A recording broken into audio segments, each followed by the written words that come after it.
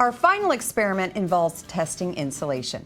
The purpose of insulation is to slow the transfer of heat. That's right. This is just a demonstration. We do have a hot plate on very kind of low temperature, right? So we have 3 jars representing insulation. We have styrofoam, fiberglass, and then plastic wrap with trapped air. And then our control has nothing.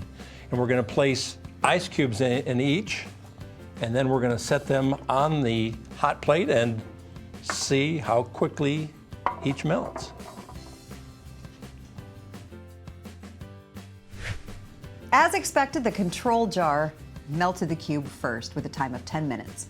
Next to go is the trapped air at 1 hour and 4 minutes, the fiberglass insulation in 1 hour and 7 minutes, and the styrofoam at almost 2 hours. The major conclusion is that any form of insulation is better than no insulation at all. And the good news is that insulation components and methods do not have to be high-tech to work well. Believe or bust, insulation's only benefit is saving energy. Pete, your thoughts? Well, if that was the only benefit, it's a pretty good one, Megan. But I know there's at least one more benefit, soundproofing.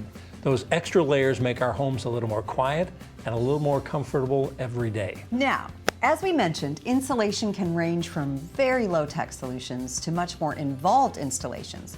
I'm going to share some of the low-tech, easy-to-apply solutions. So let's trap some air. Now, an easy way to prep your windows for winter cold is by using plastic window covering kits. By adhering these sheets of plastic to window frames and using a blow dryer or heat gun to tighten them, you've created a sealed-in layer of air between you and Old Man Winter.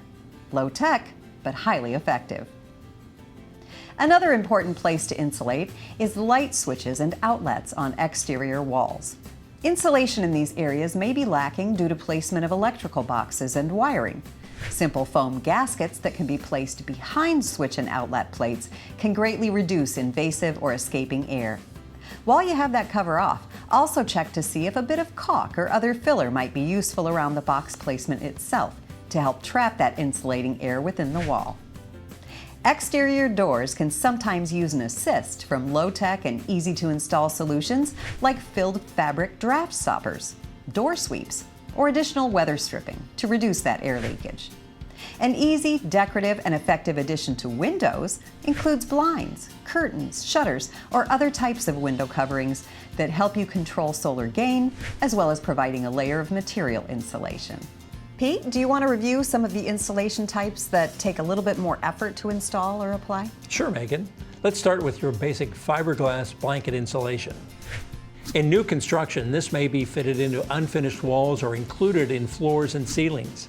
Blankets are manufactured to be fitted between studs, joists, and beams.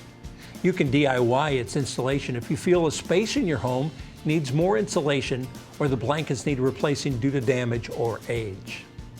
Foam board or rigid foam, much like the piece we used in our experiment, insulates well while not being overly thick. This material must be covered by dry rock when used in interiors, and it needs a weatherproof facing for exterior applications. Insulating concrete forms are installed as part of the building structure and are composed of foam blocks filled with concrete, typically used for walls and foundations. Loose fill, blown in, and spray foam insulations are typically used in enclosed existing walls and require special equipment and professional assistance to apply.